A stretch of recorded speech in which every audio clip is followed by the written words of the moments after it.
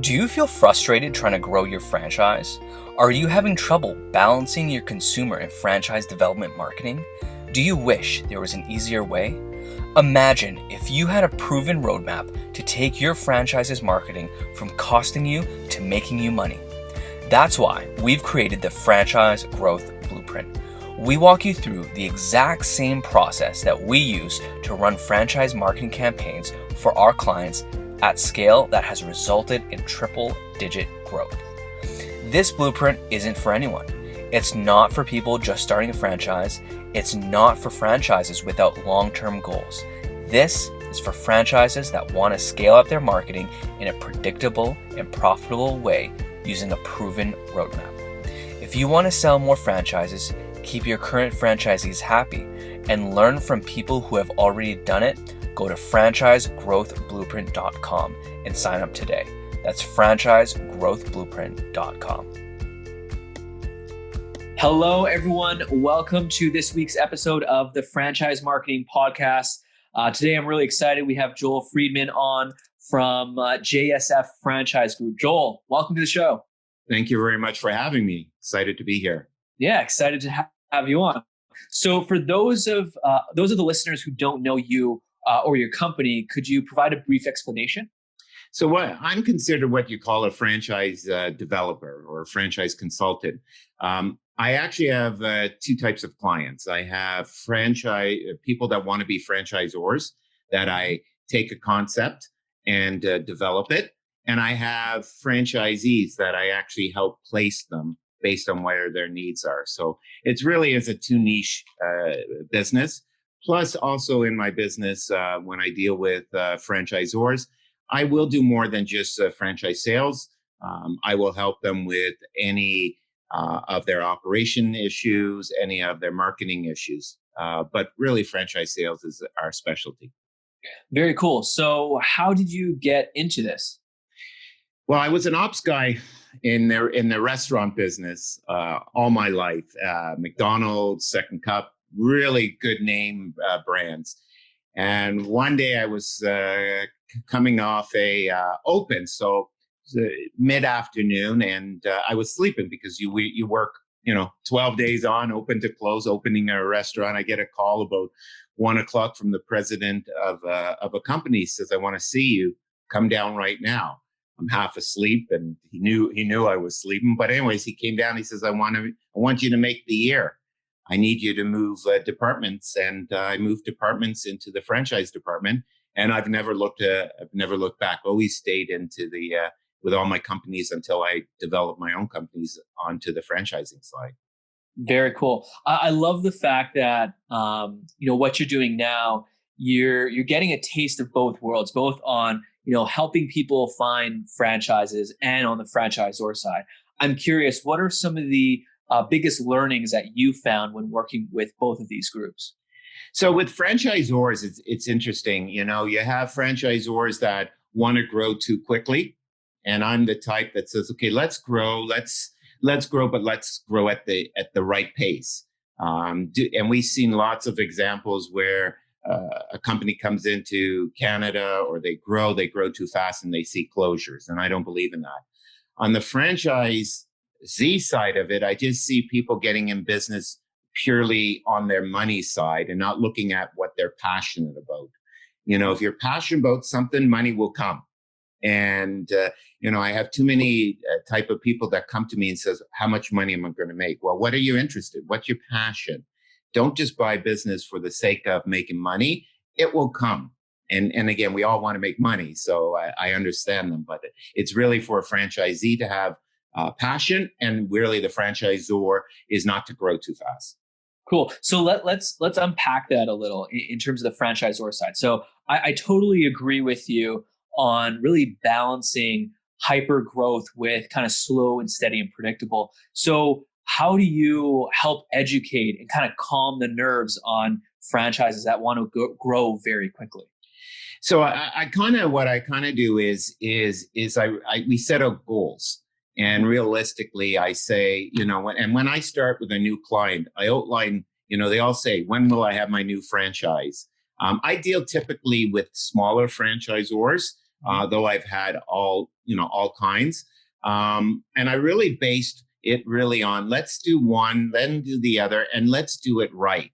And after two that we've done right, they actually buy into it. Okay, whether it's 3 months apart, 6 months apart, rather than all of a sudden. And then I introduce them that after we develop at least 5 location, we now need to add a person to the payroll internally. So I educate them on good opens, because good opens with the right person will lead to successful stores, which means then it's easy to grow. To grow. So that's how I educate them: is good openings with good franchisees. And my philosophy is I always want to bring in a good lead, because that is a representative of who I am.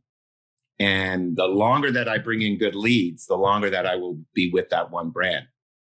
Totally. I love that win-win situation and structure that you have with the franchises that you work with. And you bring up a really good point about making sure that these franchisees that are coming into systems are really a good fit. And that's been a very common topic for other episodes. So I'm curious, what do you do on your side to help ensure that there is that cultural fit? So I ask a lot of questions before I get to the money of how much money is really I get to what they want in life, what they expect, what is their past experience.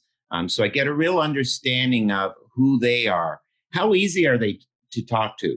I always, if the first conversation is not about a franchisee doesn't ask about the brand and the support and already asked me about the money, I already have guards put up. And I know, okay, there's something here, a red flag. So it's really is what type of questions they are asking.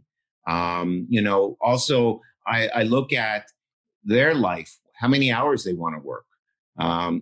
If they're looking, I'm lucky. I have brands that you have to work 7 days a week. And I have brands that, such as in the education field, that has a quality of life. So if they're purely looking for strictly a quality of life, or they're not looking to actually work the location, then I'll go in depth in more questions. So I really filter out the person beforehand, asking the right questions. I love that. I absolutely love that. Now, you also mentioned making sure you have successful openings. So could you elaborate a bit on what you mean by that and what makes a good opening?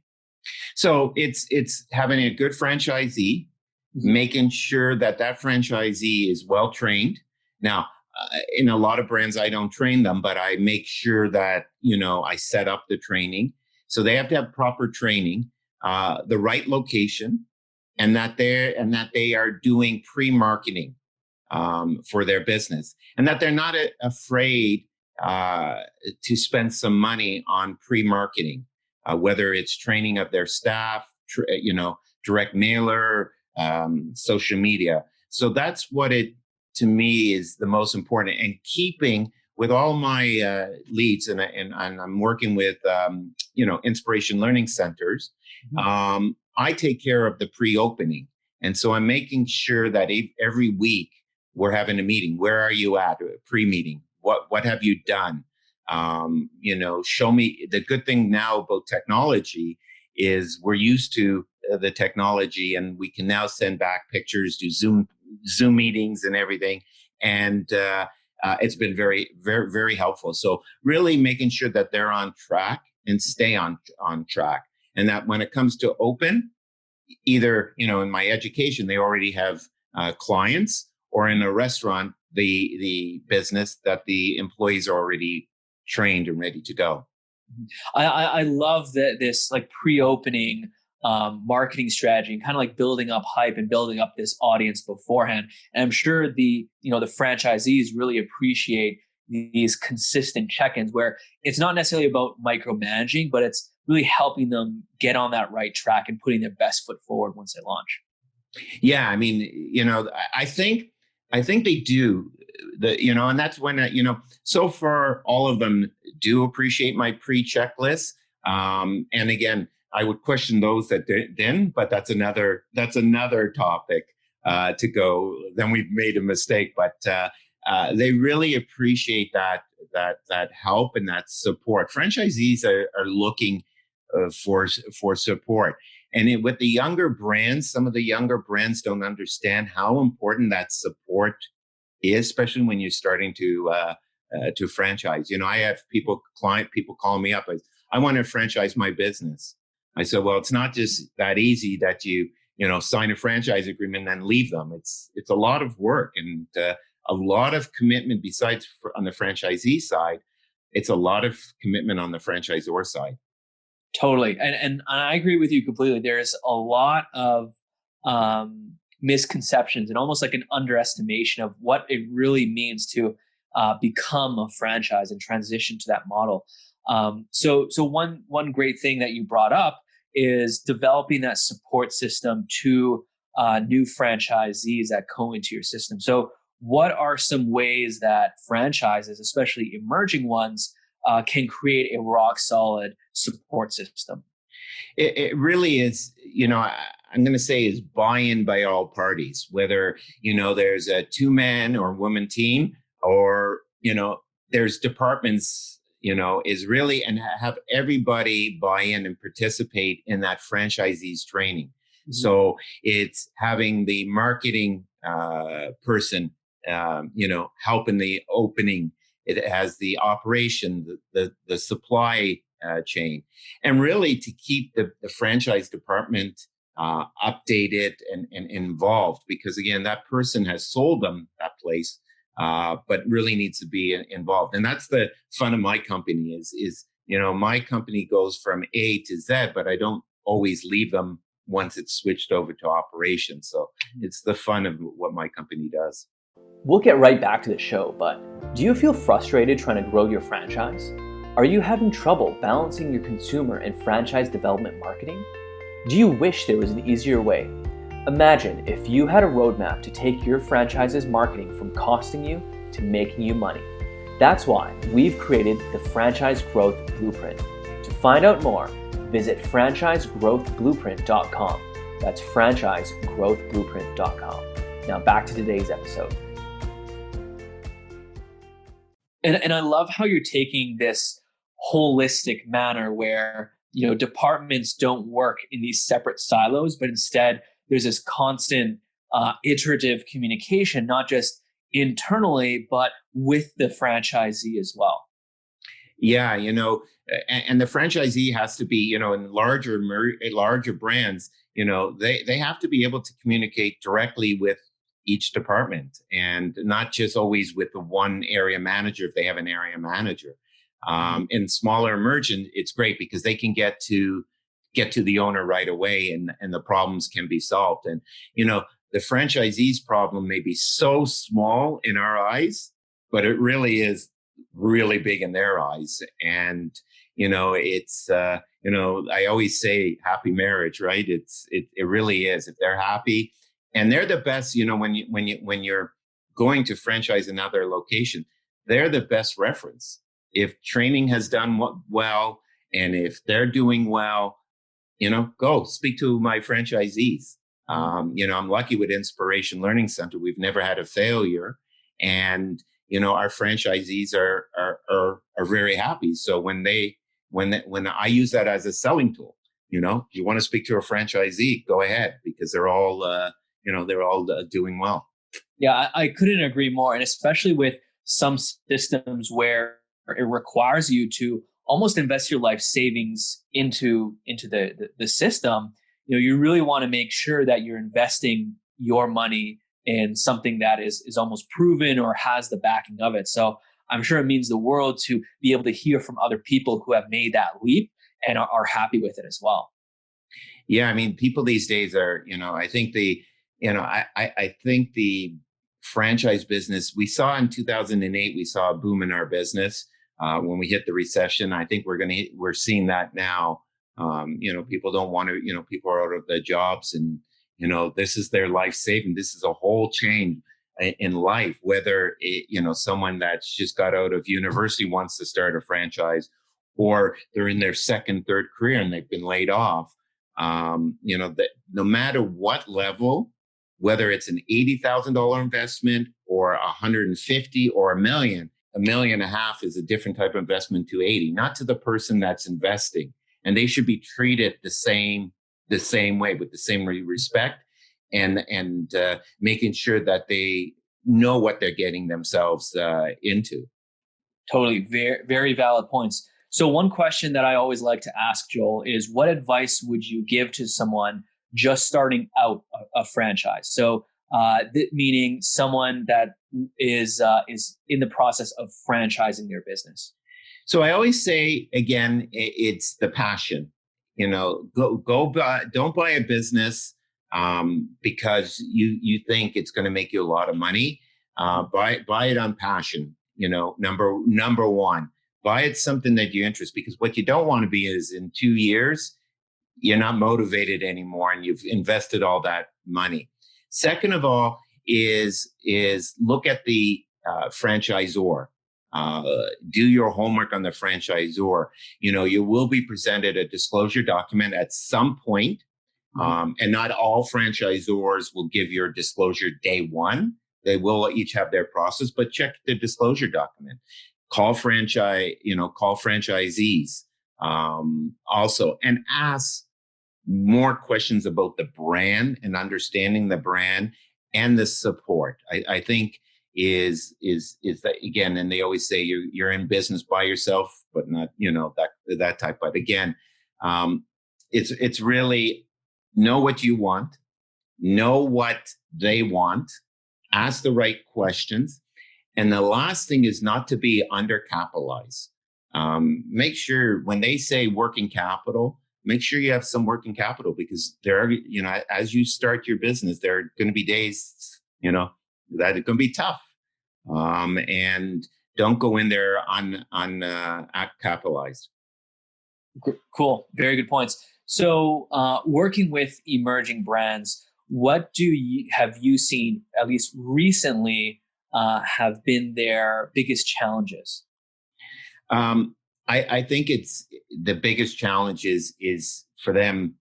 If has nothing to do with COVID-19, it really is supporting, understanding that how much they have to support their franchisees. Mm-hmm. I think emerging brands, that's the key. They don't understand that there's a lot of support, and then they don't understand that the sales cycle, once it kicks in, will take off. But, the first couple always takes the longest to do and the hardest to do. So those are the two things. But I would say the main thing would be how much support that they have to give. And even with COVID-19 now, even more support, to support the franchisees. And that's what makes a good franchisor, is how much they're supporting the franchisees. Totally. And you brought up a great point about COVID happening.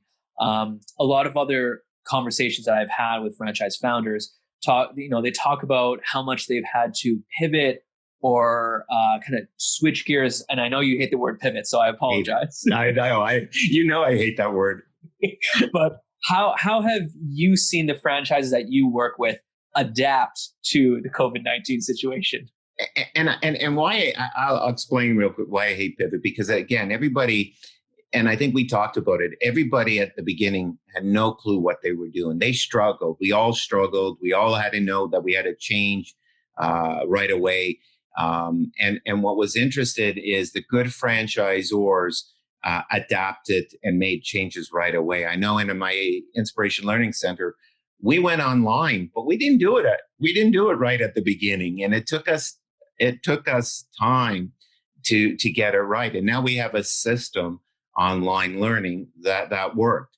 What was great about it is we volunteered to do the online learning ourselves, or the corporate stores, in this case with our learning centers. So it's helping out with the franchisees.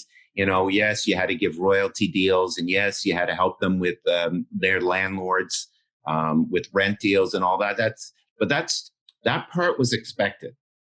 All franchisors had to give some sort of break and help them. It's what you did to get the system in a restaurant. Is how can we get the limited menu for takeout? How can we, for us, it was inspiration was online learning.